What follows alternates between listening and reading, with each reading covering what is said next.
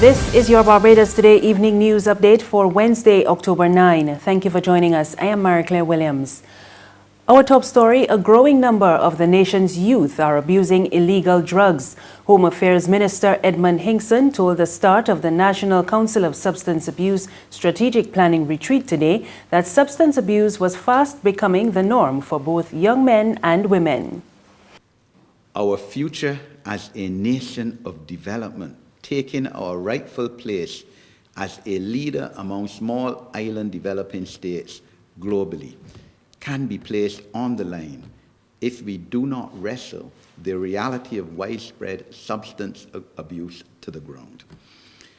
Indeed, it is our present reality that young men between the ages of 17 and 30 years old, who ought to be among some of our most productive labor force, form a significant portion of the prison population and or have had contact with the criminal justice system as a result of involvement with drugs.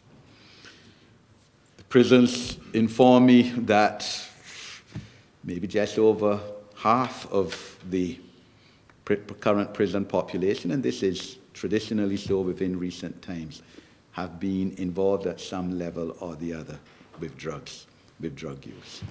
He added that government will continue to put measures in place to counter the problem.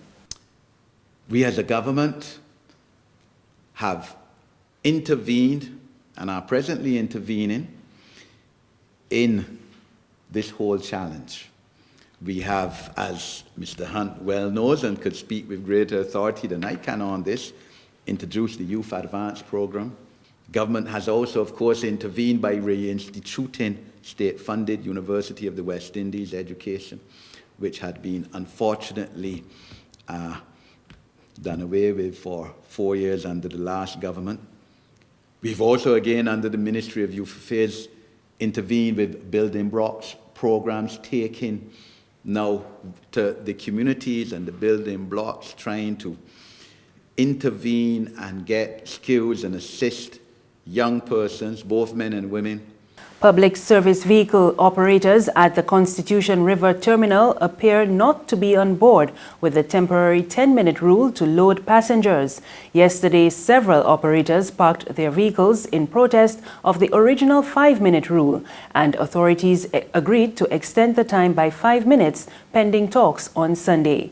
When Barbados Today visited the terminal today, operators insisted there should be no time limit because it was cutting into their revenue. Conductors and drivers believe their customary method of waiting until their vehicles are full before leaving the terminal should be restored. A warning that the agriculture sector will not continue to grow until Barbadians overhaul their mindset. The island's ambassador to the United Nations, Liz Thompson, says Barbadians have a love-hate relationship with the land based on the past. Speaking at the Caribbean Agro-Tourism Policy Setting Workshop at Radisson Aquatica Resort this morning, she said citizens must reconcile the past and recognize the full potential of the sector. And she believes the change must begin in the classroom. And this will, in my view, enhance interest in and an understanding of not merely of crops, but the gamut of agricultural practice and opportunities. As it is, too many people fall into agriculture as a last resort rather than as a deliberate career choice.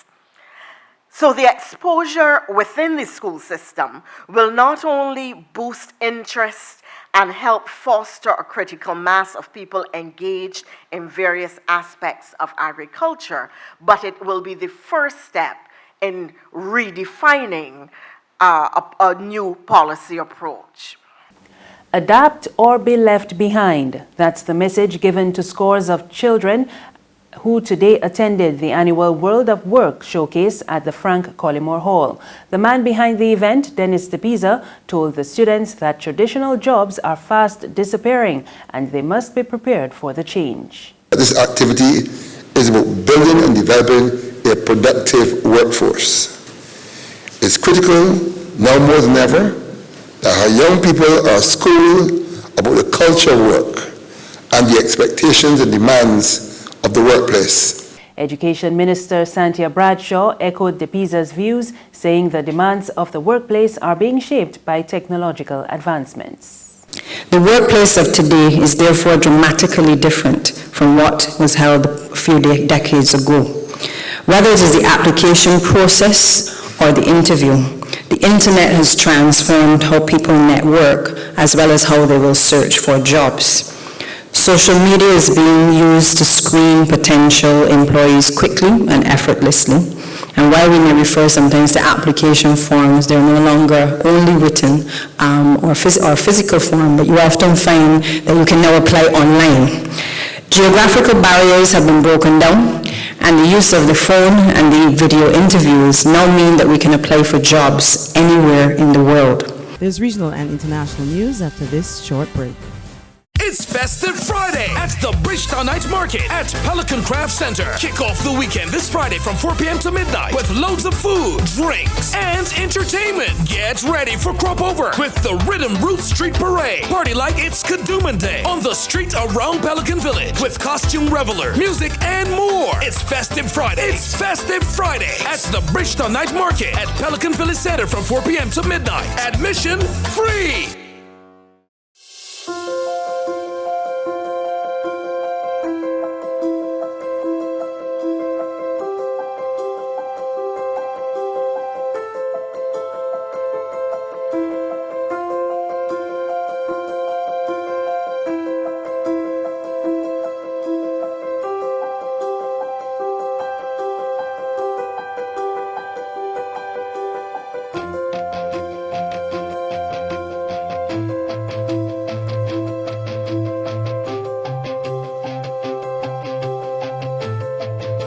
Barbados Today, news you can trust. On to regional happenings. In Trinidad and Tobago, a pastor was among 3 people detained by police this morning following the discovery of 69 people being held at an Aruca facility described as a church. Commissioner of Police Gary Griffith described the alarming discovery as the biggest case of human trafficking in the country. He said the scene was barbaric and there were reports that some of the 65 men and 4 women were being tortured. Taser guns and batons were also seized. Griffith said each case would be thoroughly investigated, as it appeared that some family members were deliberately sending their loved ones to gain profit. The sting operation was coordinated by Griffith and executed by the Special Operation Response Team. They went to the church at around 11 o'clock last night. And on the international front, a gunman who denounced Jews opened fire outside a German synagogue on Yom Kippur, the holiest day of the Jewish year, and killed 2 people as he live-streamed his attack. Several German media outlets said the perpetrator acted alone in the eastern German city. He fatally shot a woman outside of the synagogue and a man inside a nearby kebab shop. 2 other people were seriously injured, but media reports suggested that their condition was not critical. That's news this evening. For the very latest, you can visit our website www.barbadostoday.bb. You can also subscribe to our e-paper, email updates, and like us on Facebook, and sign up for our breaking news alerts via WhatsApp.